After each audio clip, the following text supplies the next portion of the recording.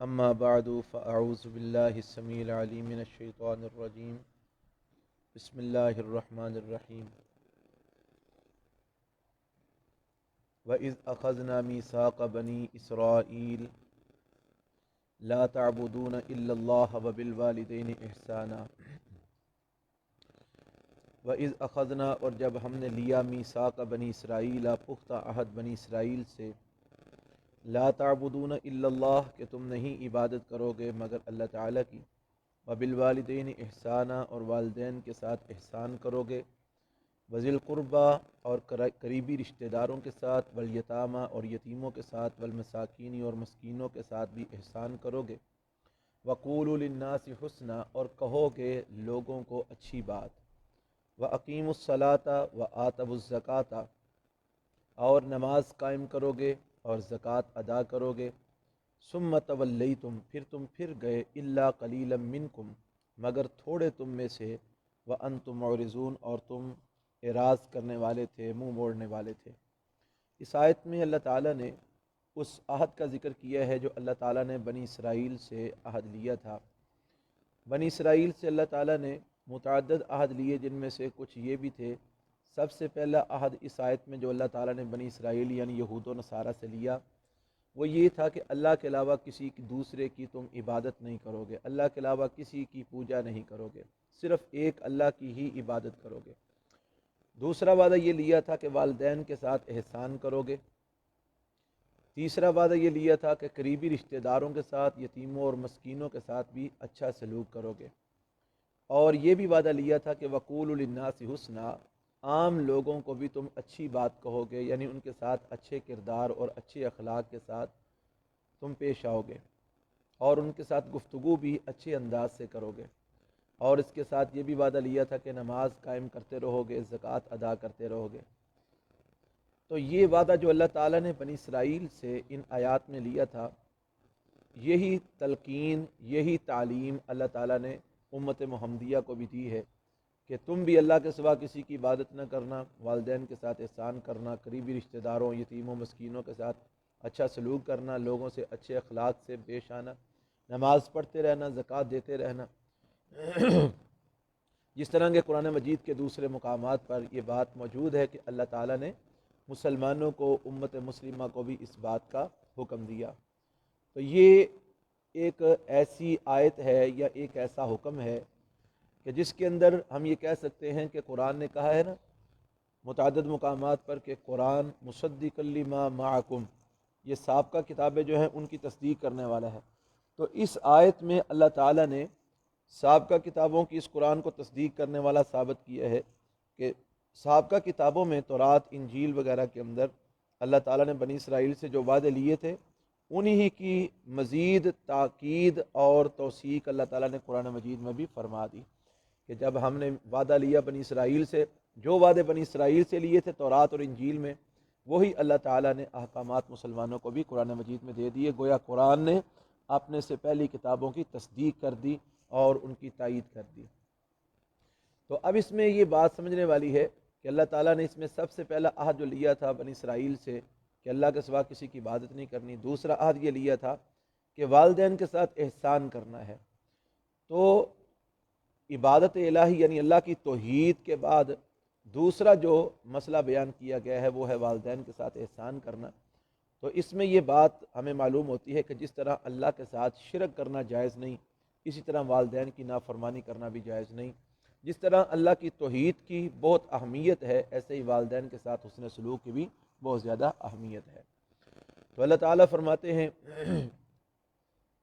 ثم تولیتم، یہ وعدہ ہم نے بنی اسرائیلیوں تم سے لیا تھا لیکن تم پھر گئے اپنے اس وعدے سے، الا قلیلا منکم، مگر تھوڑے لوگ تھے تم میں سے کہ جنہوں نے اس وعدے کی پاسداری کی، زیادہ لوگوں نے اس وعدے کو توڑ دیا۔ وانتم معرضون، اور تمہاری یہ عادت تھی کہ تم اعراض کرنے والے تھے، جب بھی تم کوئی وعدہ کرتے اکثر طور پر تم اس وعدے کو توڑ دیتے تھے، اس سے اعراض کر جاتے تھے۔ آگے اللہ فرماتے ہیں وَإِذْ أَخَذْنَا مِيثَاقَكُمْ لَا تَسْفِكُونَ دِمَاءَكُمْ، اور جب ہم نے تم سے یہ وعدہ لیا لا تسفکون دماءکم کہ تم نہیں بہاؤ گے اپنے خونوں کو، ولا تخرجون انفسکم من دیارکم، اور نہ ہی تم نکالو گے اپنی جانوں کو اپنے گھروں سے، ثم اقررتم، پھر تم نے اقرار کیا، وانتم تشہدون، اور تم اس بات پر گواہ تھے، یعنی تم اپنے اس وعدے پر خود ہی گواہ تھے کہ تم نے یہ اقرار کیا تھا کہ نہ تو ہم خون بہائیں گے اور نہ ہی ہم اپنے لوگوں کو ان کے گھروں سے نکالیں گے بھی نہیں۔ یہ بھی اللہ تعالیٰ نے بنی اسرائیل سے وعدہ لیا تھا کہ مجھ سے وعدہ کرو تم ایک دوسرے کا خون نہیں بہاؤ گے، لا تسفکون دماءکم، اپنی ایک دوسرے کا خون نہیں بہاؤ گے، قتل و غارت گری نہیں کرو گے، اور تم اپنی جانوں کو اپنے گھروں سے نہیں نکالو گے۔ اپنی جانوں کو کیا مطلب؟ یعنی اپنے لوگوں کو، اپنے بھائی بندوں کو، اپنی بہنوں کو، اپنے عزیز و رشتہ دار اقارب کو، تم ان کو اب ان کے گھروں سے نہیں نکالو گے۔ تو تم نے اس بات کا اقرار کیا تھا، وعدہ کیا تھا، اور تم اپنے اس وعدے پر گواہ بھی ہو، اپنے اس اقرار پر تم گواہ بھی ہو۔ لیکن پھر کیا ہوا؟ ثم انتم ہؤلاء تقتلون انفسکم، پھر تم وہ لوگ ہو کہ تم نے قتل کیا اپنی جانوں کو، وتخرجون فریقا منکم من دیارہم، اور تم نے نکالا ایک گروہ کو جو تم میں سے تھا، من دیارہم، ان کے گھروں سے، تظاہرون علیہم بالاسم والعدوان، تم چڑھائی کرتے تھے ان پر گناہ کے ساتھ اور زیادتی کے ساتھ، وَإِن يَأْتُوكُمْ أُسَارَىٰ، اور اگر وہ تمہارے پاس آئے قیدی بن کر، تفادوہم، تو تم ان کا فدیہ دے کر ان کو چھڑا لیتے تھے، وَهُوَ مُحَرَّمٌ عَلَيْكُمْ إِخْرَاجُهُمْ، حالانکہ حرام تھا تم پر ان کو نکالنا۔ اس آیت کا پس منظر سمجھنے کے لیے میں آپ کے سامنے تھوڑی سی وضاحت کرتا ہوں۔ معاملہ اس طرح تھا کہ اسلام کے آنے سے پہلے مدینہ المنورہ، جس کا پرانا نام یثرب تھا، اور رسول اللہ صلی اللہ علیہ وسلم کے وہاں پر جانے کے بعد اس کا نام مدینہ النبی یا مدینہ المنورہ جو ہے نا وہ قرار پایا، تو وہاں پر انصار، جن کو بعد میں انصار ہونے کا شرف حاصل ہوا، ان کے پہلے وہاں پر دو قبیلے تھے، ایک کا نام اوس تھا اور دوسرے قبیلے کا نام خزرج تھا۔ اسی طرح یہودیوں کے بھی تین قبیلے مدینے میں بستے تھے، ایک بنو قریظہ تھے، ایک بنو نذیر تھے، ایک بنو قینقاع تھے، یہ تین قبیلے تھے۔ اب جو بنو قینقاع اور بنو نذیر تھے، یہ حلیف تھے خزرج قبیلے کے، یعنی ان کا آپس میں معاہدہ ہوا تھا کہ ہمارے ساتھ، خزرج قبیلے کے ساتھ اگر کوئی جنگ کرے گا تو بنو قینقاع اور بنو نذیر اس کی مدد کریں گے، اور اگر بنو قینقاع اور بنو نذیر پر کوئی حملہ کرے گا تو خزرج والے ان کی مدد کریں گے۔ اسی طرح اوس قبیلے کا حلف تھا بنو قریظہ کے ساتھ، وہ حلیف تھے بنو قریظہ کے، کہ اگر اوس قبیلے پر کوئی حملہ کرے گا تو بنو قریظہ اس کی ہیلپ کریں گے، اور اگر بنو قریظہ پر کوئی حملہ کرے گا تو اوس والے اس کی ہیلپ کریں گے۔ اب یہ چونکہ ایک دوسرے کے حلیف تھے، اور حلیف ہونے کی وجہ سے اگر بنو قریظہ پر حملہ جو ہے نا وہ کرتے، یعنی اوس کا حلف تھا، حلیف تھے وہ بنو قریظہ کے، اگر بنو قریظہ پر خزرج والے اوس پر حملہ کرتے تو مجبوراً حلیف ہونے کی وجہ سے بنو قینقاع اور بنو نذیر کو بھی ان کی مدد کرنی پڑتی، اور ان کی مدد جب کرتے تو مد مقابل کون ہوتے تھے؟ مد مقابل ہوتے تھے بنو قریظہ، یعنی جو ان کے اپنے ہی بھائی تھے، اپنے ہی ہم مذہب تھے، اپنے ہی ہم مسلک تھے، وہ ان کے مد مقابل ہوتے تھے۔ تو چونکہ وہ حلیف تھے تو حلیف ہونے کی وجہ سے اپنے مد مقابل اپنے ہی بھائیوں کو قتل بھی کرتے تھے،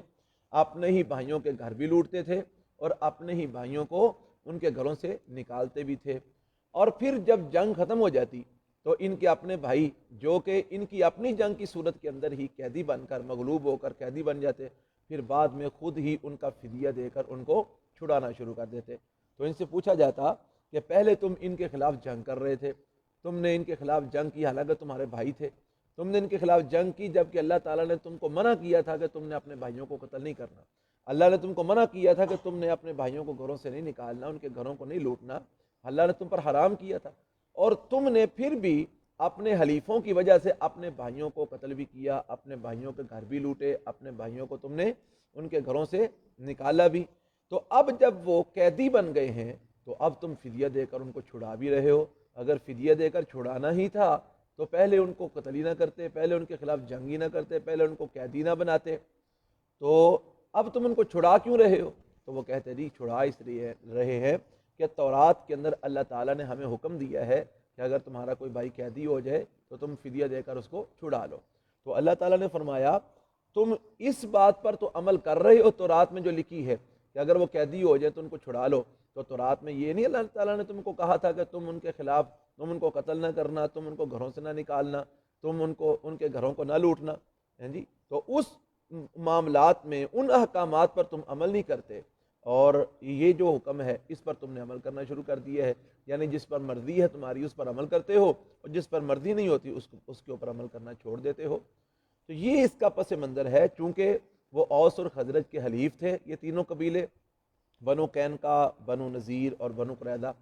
تو یہ حلیف ہونے کی وجہ سے جب اوس اور خزرج کی آپس میں جنگ ہوتی تو ان کو بھی آپس میں ایک دوسرے کے خلاف صف آرا ہونا پڑتا، اور یہ یہودی یہودیوں کو پھر قتل بھی کرتے، یہودی یہودیوں کو قیدی بھی بناتے، یہودی یہودیوں کو ان کے گھروں سے نکالتے بھی، اور پھر جب جنگ ختم ہو جاتی تو بعد میں پھر اپنے بھائیوں کو خود ہی فدیہ دے کر چھڑانا شروع کر دیتے، اور کہتے کہ جی تورات نے ہمیں حکم دیا ہے۔ تو اللہ تعالیٰ نے فرمایا تورات نے تم کو یہ بھی حکم دیا ہے کہ اپنے بھائیوں کو قتل نہ کرو، اپنے بھائیوں کو گھروں سے نہ نکالو، وہ حکم مانتے نہیں ہو اور یہ حکم مانتے ہو۔ وہ حکم اس لیے نہیں مانتے کہ وہ تمہاری مرضی کے مطابق نہیں ہے،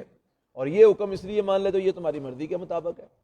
تو اللہ تعالیٰ فرماتے ہیں ثم انتم ہؤلاء، پھر تم وہ لوگ ہو تقتلون انفسکم کہ تم قتل کرتے ہو اپنی جانوں کو، وتخرجون فریقا منکم من دیارہم، اور تم نکالتے ہو ایک جماعت کو جو تم میں سے ہے، من دیارہم ان کے گھروں سے، تظاہرون علیہم تم چڑھائی کرتے ہو ان پر بالاسمی گناہ کے ساتھ، والعدوان اور زیادتی کے ساتھ۔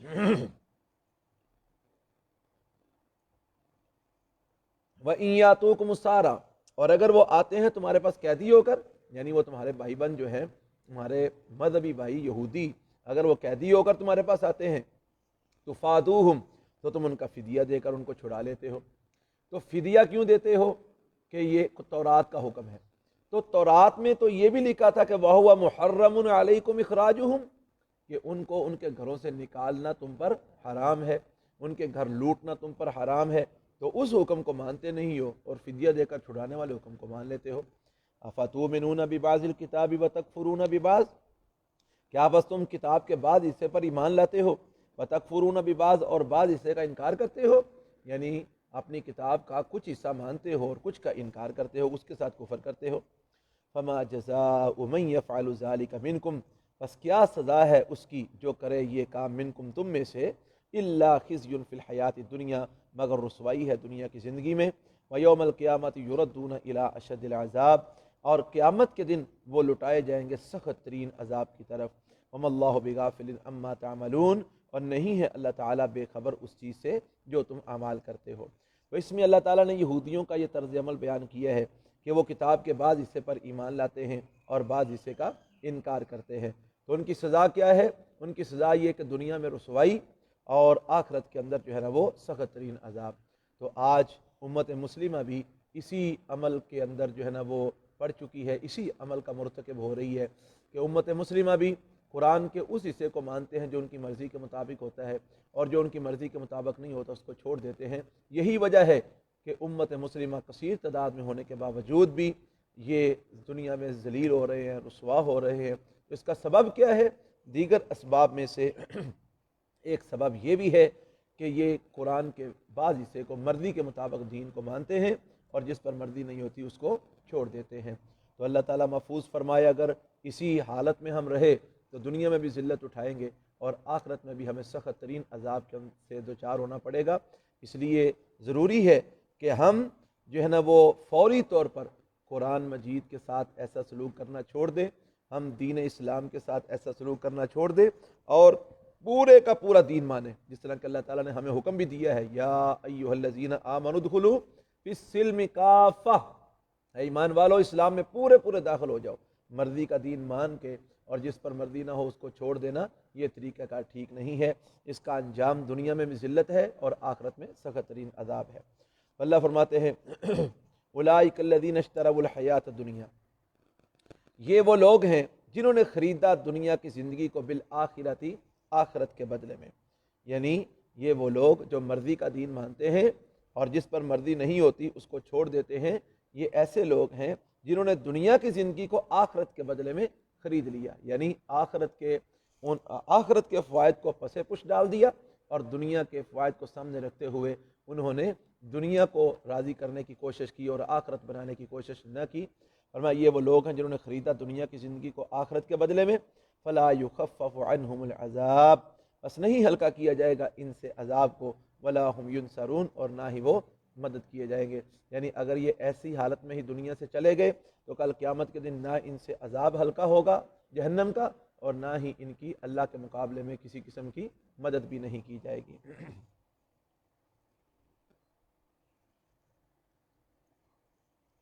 وَلَقَدْ آتَيْنَا موسیٰ الکتاب، اور البتہ تحقیق ہم نے دی موسیٰ علیہ السلام کو کتاب، وَقَفَّيْنَا مِن بَعْدِهِ بِالرُّسُلِ، پے در پے مسلسل اس کے بعد بھیجے بالرسل پیغمبر۔ یہ کفینہ کا معنی ہوتا ہے لگاتار، مسلسل۔ تو اللہ فرماتے ہیں ہم نے موسیٰ علیہ السلام کو کتاب دی، کون سی کتاب؟ یعنی تورات،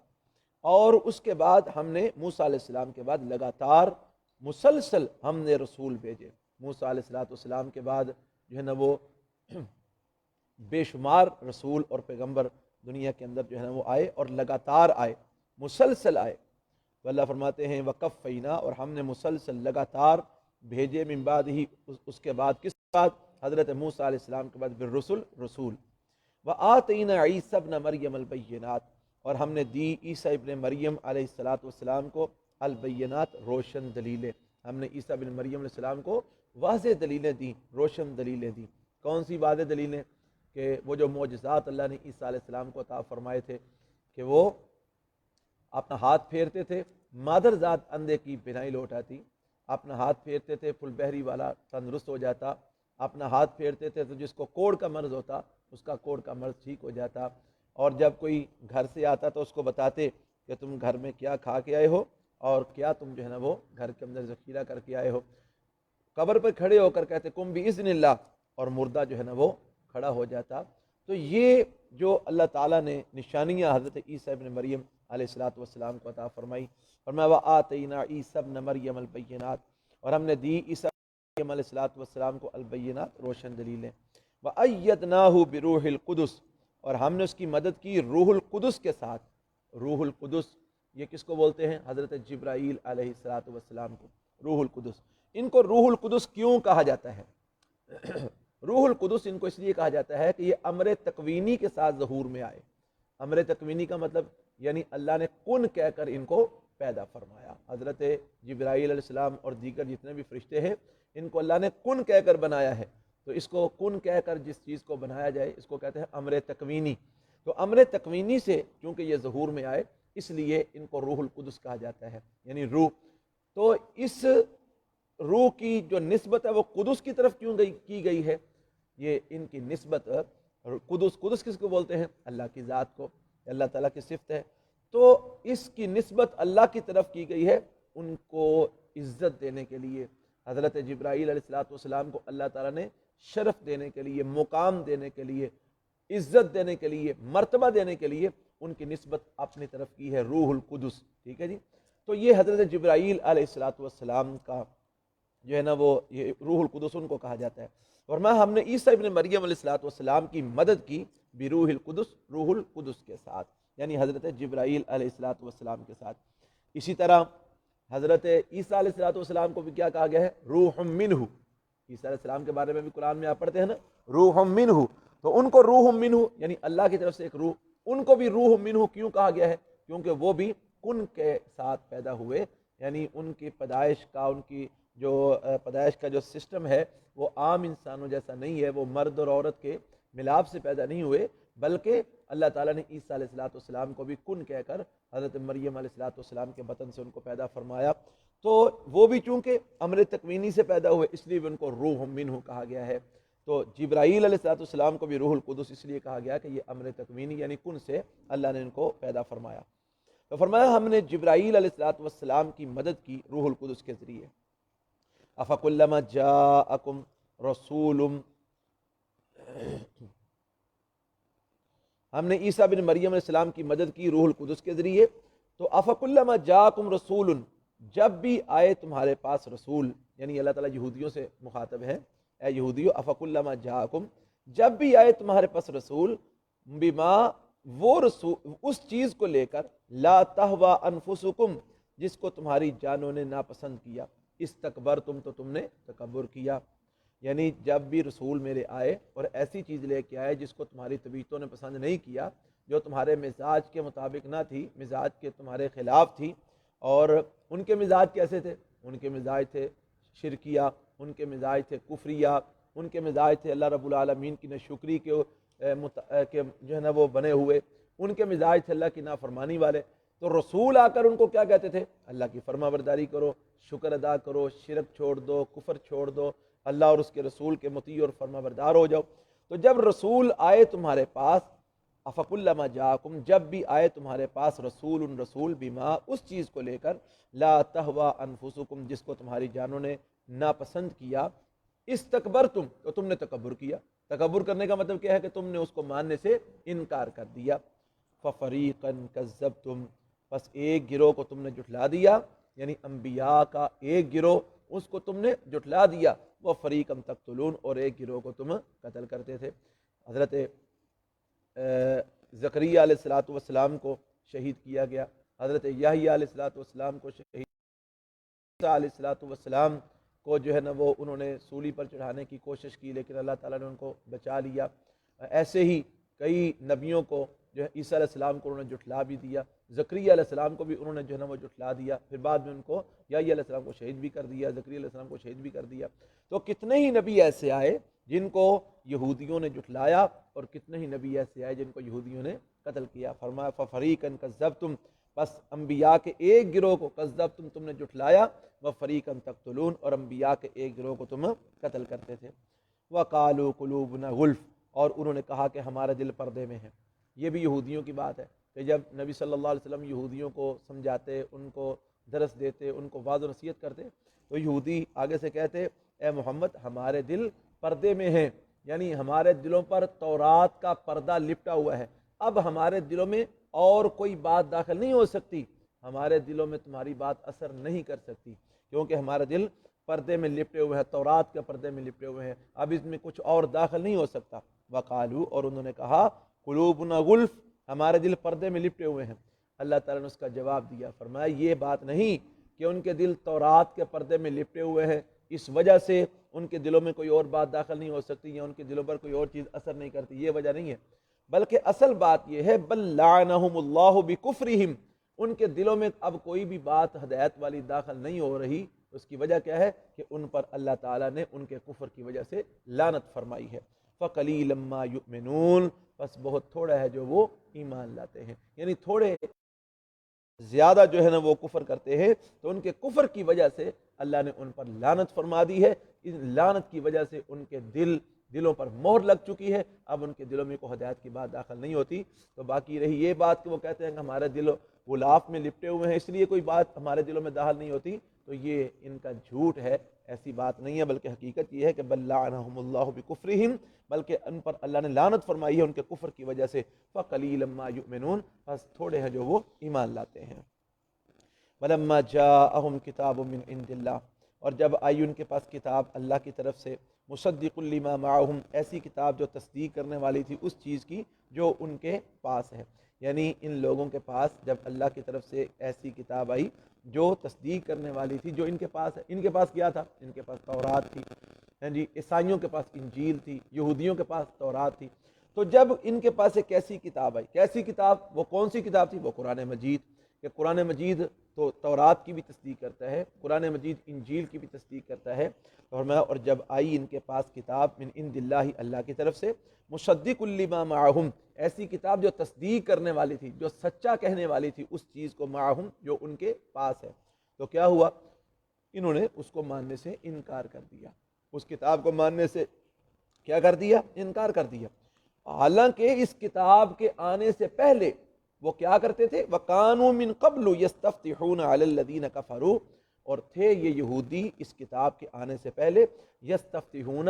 فتح مانگتے تھے، فتح طلب کرتے تھے، علی الذین کفروا ان لوگوں کے خلاف جنہوں نے کفر کیا تھا۔ یعنی ان کی جب مشرکین سے یعنی جنگ ہوتی تھی نا، تو اگر یہ یہودی جنگ میں ہار جاتے تھے تو پھر یہ کہا کرتے تھے کوئی بات نہیں، ایک آخری نبی آنے والا ہے، ہمیں اس نبی کا انتظار ہے، تو اس نبی کے آنے کے بعد ہم اس نبی کے ساتھ مل کر تمہارے خلاف جنگ کریں گے، پھر غلبہ ہمیں ملے گا، پھر فتح ہمیں ملے گی۔ تو ان کا خیال یہ تھا کہ وہ نبی ہماری نسل میں سے آئے گا، لیکن جب وہ آخری نبی حضرت محمد رسول اللہ صلی اللہ علیہ وسلم ان کی نسل میں سے نہ آئے بلکہ وہ تو بنی اسماعیل میں سے آ گئے، تو اس حسد کی وجہ سے کہ یہ ہماری نسل میں سے نہیں آئے، انہوں نے نبی صلی اللہ علیہ وسلم کو بھی ماننے سے انکار کر دیا اور نبی صلی اللہ علیہ وسلم پر آنے والی کتاب کو ماننے سے بھی انکار کر دیا۔ تو اس کا اللہ تعالیٰ تذکرہ فرما رہے ہیں، فرمایا وَكَانُوا مِن قَبْلُ، اور تھے یہ یہودی من قبل، اس کتاب کے جس کتاب نے آ کر ان کی کتابوں کی تصدیق کی، اس کتاب کے آنے سے پہلے یہ یہودی کیا کرتے تھے؟ یستفتحون، وہ فتح طلب کرتے تھے، فتح مانگتے تھے، علی الذین کفروا، ان لوگوں کے خلاف جنہوں نے کفر کیا ہے۔ فلما جاءہم، پھر جب آ گئی ان کے پاس، ما وہ چیز، عرفو جس کو انہوں نے پہچان لیا، فلما جاءہم، پس جب آ گئی ان کے پاس، ما وہ چیز، عرفو جس کو انہوں نے پہچان لیا، کس چیز کو؟ یعنی کتاب اللہ کو انہوں نے پہچان لیا کہ یہ اللہ کی کتاب ہی ہے، اور رسول اللہ صلی اللہ علیہ وسلم کو بھی انہوں نے پہچان لیا کہ یہ اللہ کے سچے رسول ہیں، کیونکہ ان کی کتابوں میں آپ صلی اللہ علیہ وسلم کی ساری جو ہے نا وہ علامتیں لکھی ہوئی تھیں، آپ کو پہچاننے کے سارے جو ہے نا طریقے لکھے ہوئے تھے۔ تو جب انہوں نے جب آئی ان کے پاس وہ چیز، عرفو جس کو انہوں نے پہچان لیا، کفروا بہ، تو انہوں نے اس کے ساتھ کفر کر دیا، انہوں نے اس کا انکار کر دیا، انہوں نے اس کو نہ مانا۔ فلعنت اللہ علی الکافرین، بس اللہ تعالیٰ کی لعنت ہو علی الکافرین، کافروں پر، یعنی کافروں پر اللہ کی لعنت ہو کہ انہوں نے اللہ کے نبی کو ماننے سے انکار کر دیا، اللہ تعالیٰ کی کتاب کو ماننے سے انکار کر دیا۔ تو یہاں پر کافرین پھر کن کو کہا گیا ہے؟ یہودیوں کو ہی کہا گیا ہے کہ یہودیوں نے ماننے سے انکار کیا تھا نا، تو ہمیں فلعنت اللہ علی الکافرین، بس لعنت اللہ تعالیٰ کی کافروں پر۔ تو یہاں سے ہمارے آج کل بڑے بڑے مجددین، نئے نئے قسم کے جو مجدد بنے بیٹھے ہیں اور نئے نئے قسم کے جو اہل علم ٹی وی پر خصوصاً آئے بیٹھے ہیں نا،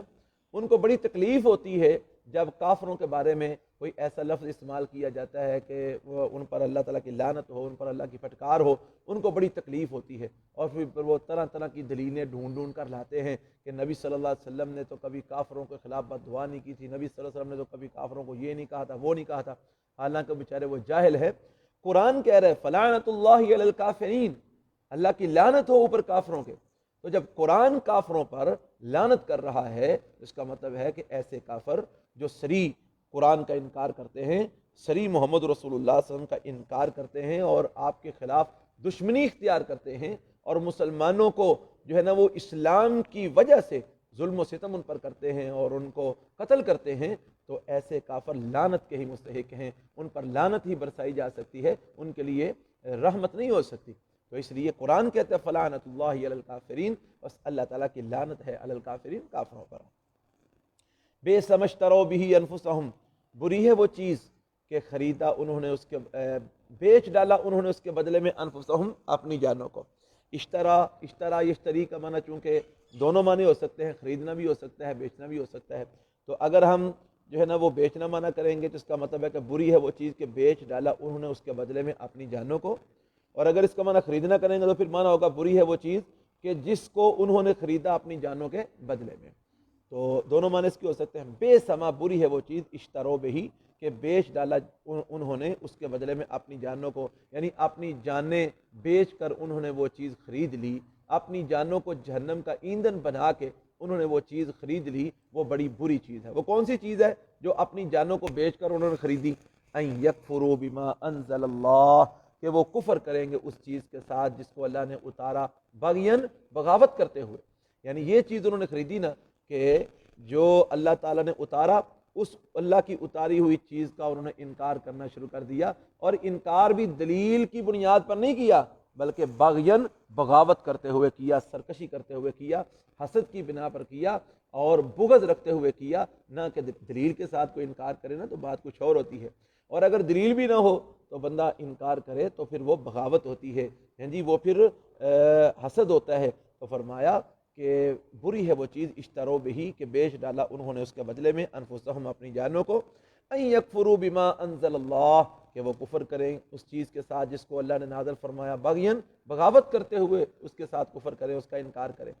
اچھا بغاوت کس بات سے، یہاں حسد کس بات کا؟ ان ينزل اللہ من فضلہ علی من یشاء من عبادہ، حسد ان کو یہ تھا کہ یہ ہماری نسل میں سے نبی کیوں نہیں آئے، یہ بنی اسماعیل میں سے کیوں آئے ہیں، یہ محمد رسول اللہ صلی اللہ علیہ وسلم پر کتاب کیوں اتری ہے، یہ ہم میں سے کسی نبی پر کیوں نہیں اتری، یہ حسد تھا، اس بنا پر وہ بغاوت کرتے تھے۔ تو اللہ نے اس کا جواب دیا، فرمایا یہ تو اللہ کی مرضی ہے، ان ينزل اللہ من فضلہ، کہ اتارتا ہے اللہ تعالیٰ اپنا فضل علی من یشاء، جس پر چاہتا ہے، من عبادہ، اپنے بندوں میں سے۔ اللہ جس پر چاہتا ہے اپنے بندوں میں سے اپنا فضل اتارتا ہے، وہ تمہاری مرضی کے مطابق تھوڑا اترنا ہے کہ تم جس کو کہو اس کو اللہ نبی بنائے، جس کو تم نہ چاہو اس کو اللہ نبی نہ بنائے، یہ تو نہیں ہو سکتا۔ اللہ تو نبی اس کو بناتا ہے جس کو اللہ خود چاہتا ہے، رسالت اس کو دیتا ہے جس کو اللہ تعالیٰ خود چاہتا ہے۔ اور میں ان ينزل اللہ، کہ اتارتا ہے اللہ تعالیٰ من فضلہ، اپنا فضل، علی من یشاء، جس پر چاہتا ہے، من عبادہ، اپنے بندوں میں سے۔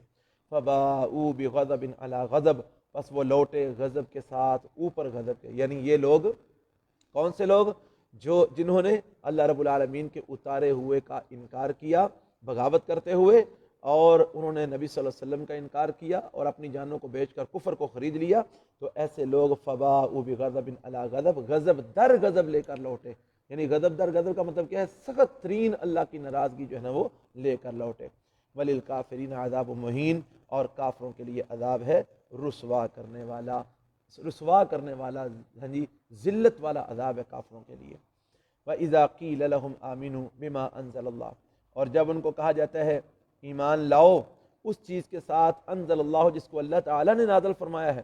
قالوا، تو وہ آگے سے کہتے ہیں نؤمن بما انزل علینا، ہم تو ایمان لائے ہیں اس چیز کے ساتھ جو ہم پر اتاری گئی ہے۔ یعنی جب ان کافروں کو، ان یہودیوں کو کہا جاتا ہے نا ایمان لاؤ اس چیز پر جو اللہ نے نازل کیا، تو آگے سے جواب کیا دیتے ہیں کہ ہم تو اس چیز پر ایمان لائے ہیں جس کو ہمارے اوپر نازل کیا گیا ہے، اور ان پر کیا نازل کیا گیا تھا؟ تورات۔ یعنی ان کا دعویٰ یہ تھا کہ ہم تورات پر ایمان لائے ہیں، لہذا اب ہم کسی اور چیز پر ایمان نہیں لائیں گے۔ تو اللہ تعالیٰ نے اس کا بھی جواب دیا، فرمایا وہ کہتے ہیں کہ ہم ایمان لائے ہیں اس چیز کے ساتھ جو ہمارے اوپر اتاری گئی، وَيَكْفُرُونَ بِمَا وَرَاهُ، اور وہ کفر کرتے ہیں اس چیز کے ساتھ جو اس کے بعد ہے، وراءہ منے جو اس کے علاوہ ہے یا اس کے بعد ہے، یعنی تورات کے علاوہ انجیل کا انکار کرتے ہیں، تورات کے بعد قرآن کا انکار کرتے ہیں اور کہتے ہیں کہ ہم تورات پر ایمان لائے ہیں، یہ ان کا دعویٰ ہے۔ وَهُوَ الْحَقُّ، اور یہ جن کتابوں کا انکار کرتے ہیں حالانکہ وہ کتابیں حق ہیں، وَهُوَ الْحَقُّ، حالانکہ وہ کتاب جس کا یہ قرآن مجید کا جس کا انکار کر رہے ہیں، حالانکہ وہ قرآن الحق حق ہے، مصدقا لما معہم، یہ تصدیق کرنے والا ہے اس چیز کی جو ان کے پاس ہے، ان کے پاس جو کتاب ہے اس کتاب کی تصدیق کرنے والا ہے، ان کے نبی کی تصدیق کرنے والا ہے، تو اس کا یہ انکار کرتے ہیں۔ تو اللہ تعالیٰ نے جب انہوں نے کہا نا کہ ہم تو تورات پر ایمان لائے ہیں اس لیے ہم اب کسی اور کتاب پر ایمان نہیں لائیں گے، تو اللہ نے اس کا ان کو جواب دیا، فرمایا قل، اے پیغمبر جناب محمد صلی اللہ علیہ وسلم آپ ان کو کہیے، فَلِمَ تَقْتُلُونَ أَنْبِيَاءَ اللَّهِ مِنْ قَبْلُ، اگر واقعی تم تورات پر ایمان رکھتے ہو جس طرح کا تمہارا دعویٰ ہے، تو پھر بتاؤ کہ ان کتابوں کے آنے سے پہلے، اس کتاب قرآن مجید کے آنے سے پہلے تم اللہ کے نبیوں کو قتل کیوں کرتے رہے ہو؟ وہ نبی جو تورات کی ہی تعلیمات دینے کے لیے آئے، وہ نبی جو اللہ کے احکامات تمہیں بتانے کے لیے آئے، تم ان کو قتل کیوں کرتے رہے ہو؟ یعنی اس کا مطلب یہ ہے کہ ان کنتم مؤمنین، اگر ہو تم ایمان والے، اگر واقعی تمہارا اس اپنی کتاب تورات پر ایمان ہے، تو کیا تورات میں یہ لکھا ہوا تھا اللہ کے نبیوں کو قتل کرو؟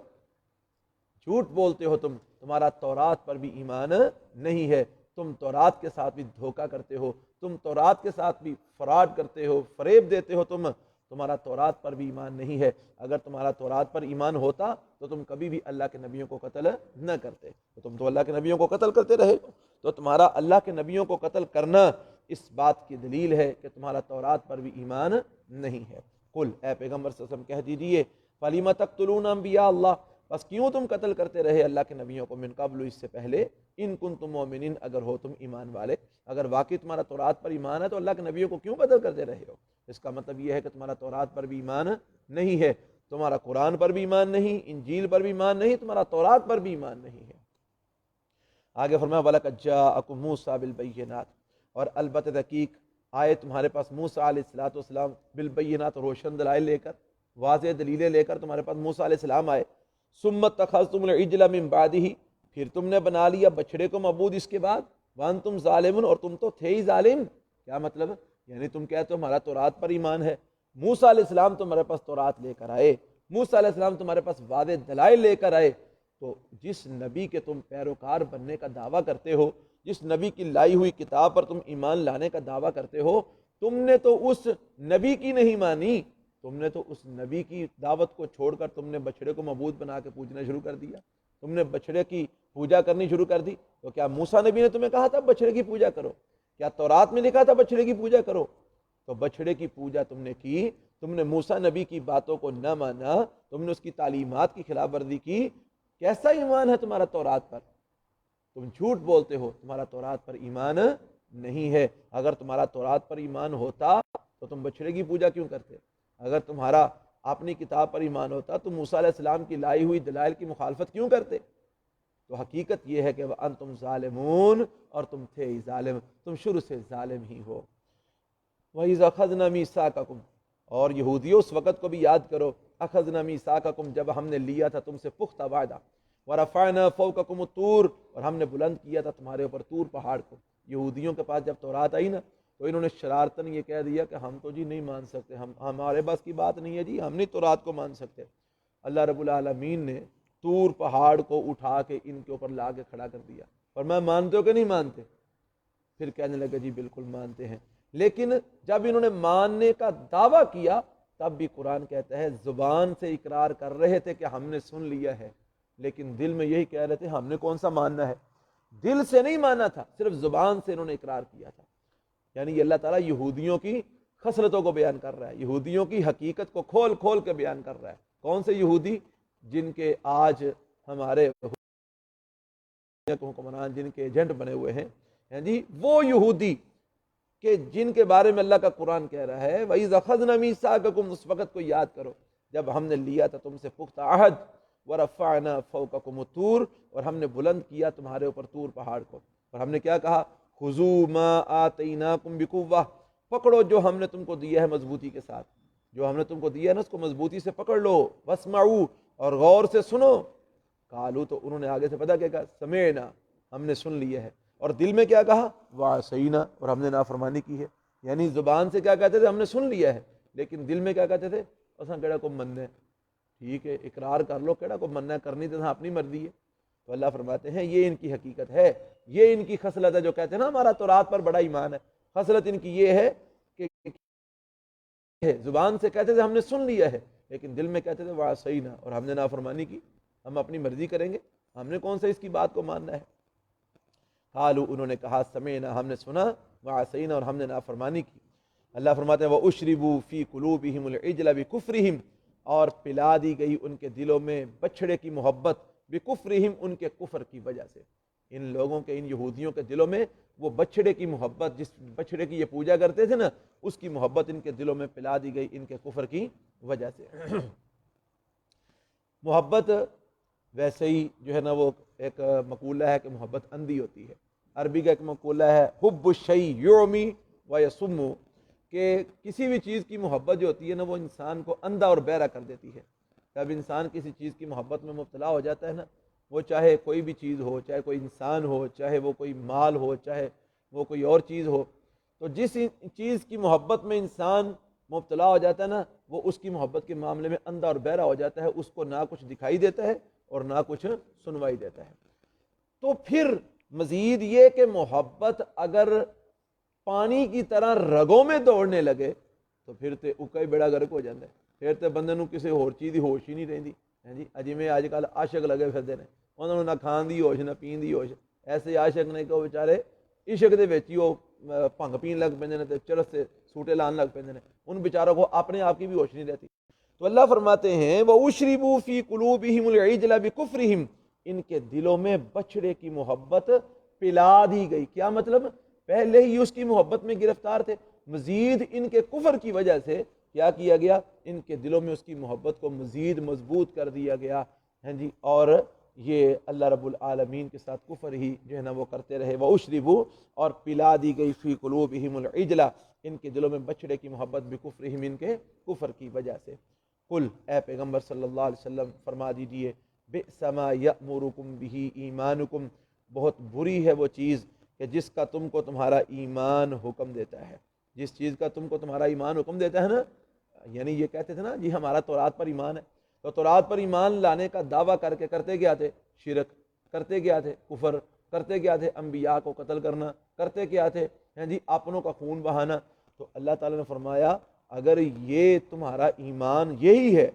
یہ جو کام تم کرتے ہو اگر یہی تمہارا ایمان ہے تو پھر تو تمہارا ایمان تمہیں بڑی بری چیز کا حکم دیتا ہے۔ یہ کیسا ایمان ہے جو تم کو قتل و غارت گری کا حکم دیتا ہے، جو تم کو کفر کا حکم دیتا ہے، جو تم کو شرک کا حکم دیتا ہے؟ یہ کیسا ایمان ہے؟ قل اے پیغمبر صلی اللہ علیہ وسلم کہہ دیجیے بے سما یأمرکم، بری ہے وہ چیز جو حکم دیتا ہے تم کو بھی اس کے ساتھ ایمانکم، تمہارا ایمان، ان کنتم مؤمنین، اگر ہو تم واقعی ایمان والے، اگر واقعی تم ایمان والے ہو تو پھر تو تمہارا ایمان تمہیں بڑی بری چیز کا حکم دے رہا ہے، غور کرو پھر۔ قل اے پیغمبر صلی اللہ علیہ وسلم کہہ دیجیے، یہودیوں کا ایک دعویٰ تھا، وہ کہتے تھے کہ جنت ہمارے لیے بنی ہے، جنت میں صرف ہم نے جانا ہے اور کوئی نہیں جائے گا، اور جہنم میں ہم نے نہیں جانا۔ بڑی ہوا اگر ہم جہنم میں گئے بھی نا تو دو قول تھے ان یہودیوں کے، ایک یہ تھا وہ کہتے تھے ان کے نزدیک دنیا کی عمر تھی 7000 سال، یہودیوں کے نزدیک دنیا کی عمر کتنی ہے؟ 7000 سال۔ وہ کہتے تھے کہ اگر ہم بالفرض جہنم میں گئے بھی نا تو 1000 سال کے بدلے میں ایک دن، تو گویا کل ساری جو ہے نا وہ زندگی اور ساری جو ہے نا وہ دنیا کی جو میعاد ہے اس کے حساب سے ہم صرف 7 دن جہنم میں جائیں گے، اس کے بعد پھر نکال کر جنت میں داخل کر دیے جائیں گے۔ دوسرا ان کا قول یہ تھا کہ اگر ہم جہنم میں گئے بھی تو صرف اتنے 40 دن جائیں گے جو 40 دن ہمارے بڑوں نے بچڑے کی پوجا کی تھی، تو باقی جنت میں ہم نے جانا ہے، جنت ہمارے لیے بنی ہے، ہم ہی جنتی ہیں۔